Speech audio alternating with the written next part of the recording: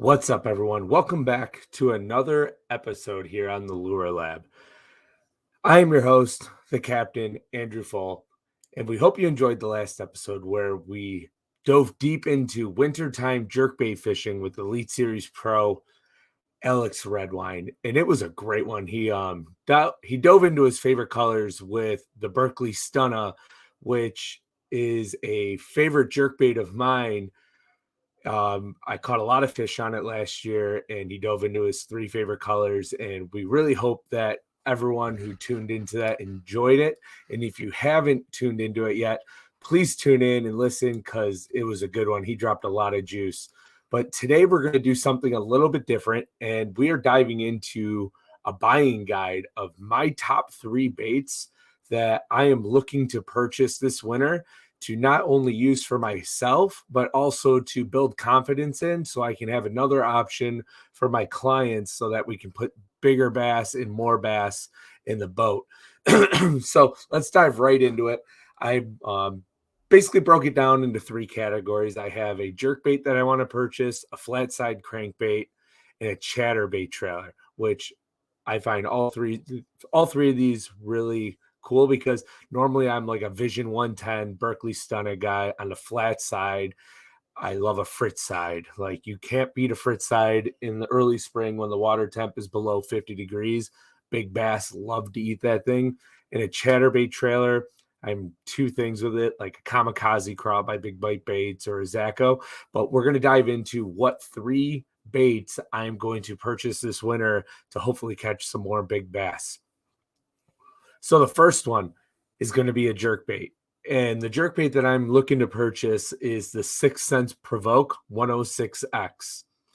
This is a jerkbait that I've never thrown, but I've had people throw it out of the back of the boat or right next to me on the front deck and absolutely kick my tail in when they won't eat a 110 or a Stunna.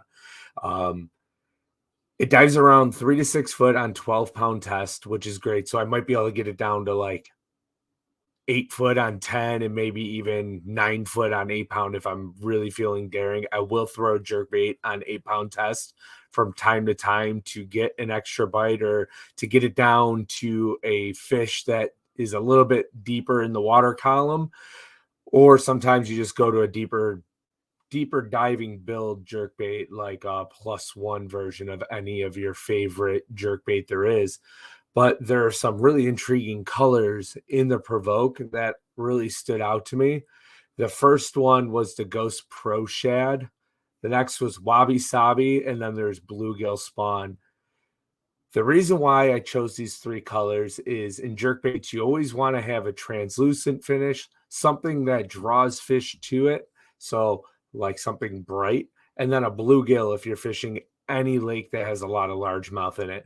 So the reason why I went Ghost Pro Shad, it looks like it's a very translucent bait. So when it's sunny, you have that light variable chop on the surface and the water's warming up. That is something that's going to have a lot of drawing power and it's going to bring the fish in. And I think I can catch a lot of fish on that bait. The next color is Wabi Sabi.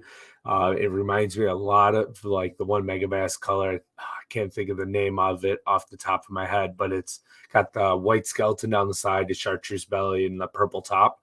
I think it's like exoskeleton or something like that. That color catches just a ton of smallmouth, and being a smallmouth guide, we need colors that draw fish in, and smallmouth cannot stand chartreuse, and smallmouth love to feed up when they're chasing bait fish. So that is why I'm going to purchase the Wabi Sabi color. And then Bluegill Spawn. There's been a few days on the Finger Lakes here in New York where I can't get them to eat any other color than a bluegill jerkbait. So that one I'm really looking forward to throwing around like grass beds, the young weeds, grass in our Finger Lakes and inland lakes here in New York and among the Northeast. That being said, I'm sure that color would also work really well down south, especially on lakes that they're targeting and eating like crappie and big bluegill. The next bait that I'm going to talk about is a flat side crankbait. And this crankbait for the last few years has really caught my eye. It intrigues me a ton. And when I go to buy it, the colors that I want to buy are always out of stock. So that tells me that it's probably a really good crankbait and the colors are really good as well. I've read about it. I've seen some blogs about this crankbait that talk about the power it has on getting big bites and also numbers of bites. And that is going to be the Evergreen Flat Force. Now, the one cool thing about this bait is it's pretty much stuck in one depth zone, and that's like 3 to 5 foot on about 12-pound test. But that being said, like, I love a fritz side, so it's going to be really hard for me to put down a fritz side in the spring, but I think there is a place for the Evergreen Flat Force. It's kind of expensive. It's about $16 a piece. Only a few places really carry it here in the United States that I know of, and they just always seem to be out of stock, which is just insane to me. So one cool thing about it, it has a fixed internal tungsten weight to it. So what that's telling me is, one, it's going to cast really well, but it's also going to be a very well balanced lure. In order to have a fixed weight in a lure, it takes a lot of time to find that perfect spot in it to have a tight wobble, but also to cast farther than your traditional sliding weight crankbait. A couple other baits that have like a fixed weight to it would be OSP, right off the top of my head. Every crankbait line in OSP has a fixed tungsten weight on the belly, and those crankbaits cast further than any other crankbait I've ever thrown. But back to the flat side. The 3 colors I want to purchase include panfish, cold shad, and flash wagasaki. Panfish imitates, your panfish, bluegill, but it's like a reddish yellow color. So I think it would be a great crawfish imitator as well if you get in like that 2 to 4 foot zone as you're just grinding it along the bottom. And just something about red and a yellow belly just catches really big fish in the spring, late winter, especially when you're around grass or rock. That seems to be the 2 best places. The next color we're going to talk about is the cold shad. Cold shad looks great to me. It's like a dubbed down sexy shad, which I think is very important when that water is still cold. Instead of having that bright fluorescent line going down the side of the crankbait, it has more of like a pinkish red line from the pictures. And I like a more subtle color crankbait when the water's really cold and clear on like a cloudy, dreary, rainy, snowy day in the early spring. Just something about just a dulled down color really gets bit on those crummy days. Now, the complete opposite on a bright, sunny, calm day, a color that you may want to try that I'm going to purchase is the Flash Wagasaki. When you get super clear water, translucent baits can catch a lot of fish, especially in a tight wobble where they omit a tiny bit of flash. The only thing I'm worried about with this bait is it might flash too much because I've never seen it. I've never held it in my hand. This is just me being a tackle nerd, perusing websites, Omnia, Tackle Warehouse, wherever you can look, and finding baits that I think I can catch big fish on and lots of fish. Flash Wagasaki, just Wagasaki in general, is one of the better crankbait colors for me in the Northeast. So that is the main reason why I have kind of moved in that direction of why that is the 3rd color on this bait that I'm going to purchase on the flat-sided Flat Force by Evergreen. If you guys, real quick before we jump into the last bait here, if you're listening to this, send us a message on what colors you would purchase, or if you've used these baits and you like them, just send us a message on Instagram at the Lure Lab Instagram and tell me what color to buy. I'm very interested. This is just, I'm throwing it out there, basically trying to tell you what I'm going to buy and what I'm going to catch fish on next spring and attempt to catch fish on. Any feedback from all of our listeners that tune into this, I greatly appreciate it. Also, if you're on YouTube, you can throw it right down there in the comments. We love the engagement. We're quick to respond. So thank you very much for that. Next, final bait that I'm going to purchase. Let's be real, there's going to be many, but these are my top 3 that I'm looking to purchase here in the wintertime to get ready for guide season in spring, and that is the chatterbait trailer. In springtime, pre-spawn, late winter, resident in grass, like grass resident bass that live in the grass all year long. we all know they love to eat a chatterbait. As soon as ice comes off of our lakes here, it's one of the first things I have tied on is a chatterbait.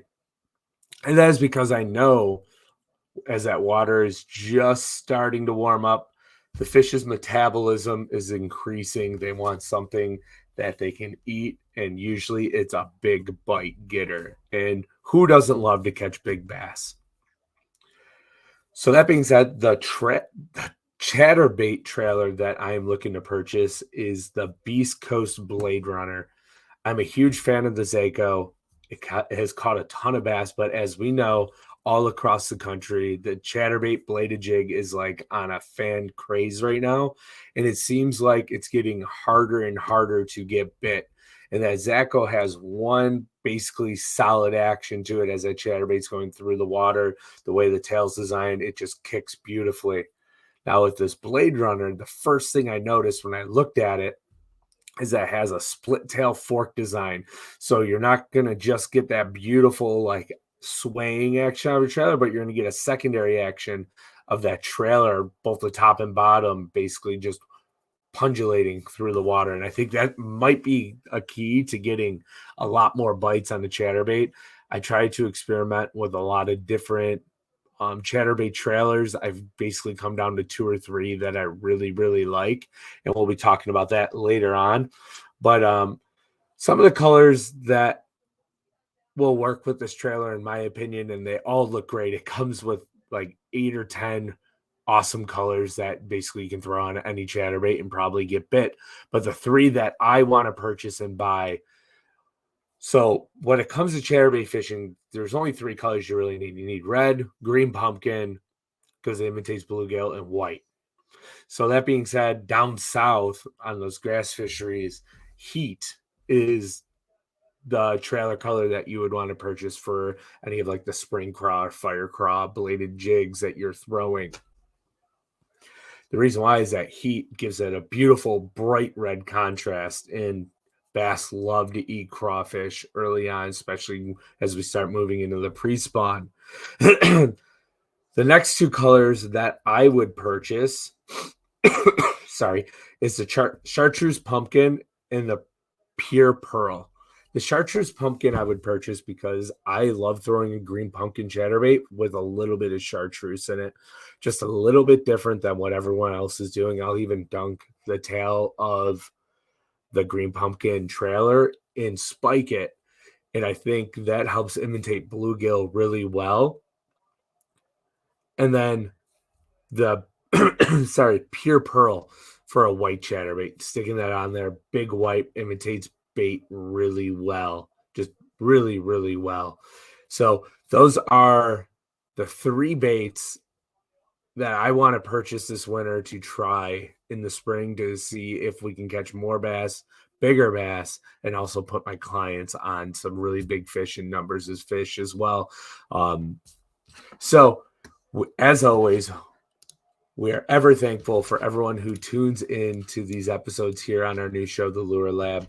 We're like almost 3 months in here. I believe this is going to be episode 12, which is incredible. Thank you to everyone. So if you're on YouTube, please, if you're new here, hit that subscribe button.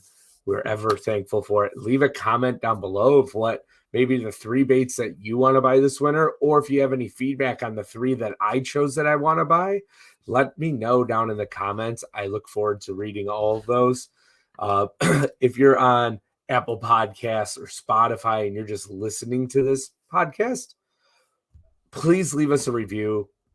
It allows us to be seen quicker so we can reach more bass heads like us so they can get more information and then they can tune in. The more growth we have, the more we get seen, the more reviews we have, the more we get seen, and the more information that we're able to bring to everyone. So we thank you all for doing that every time, every show. Everyone rocks who tunes into not just the Lure Lab, but also the Serious Angler Network. And until next Saturday, we'll see you then.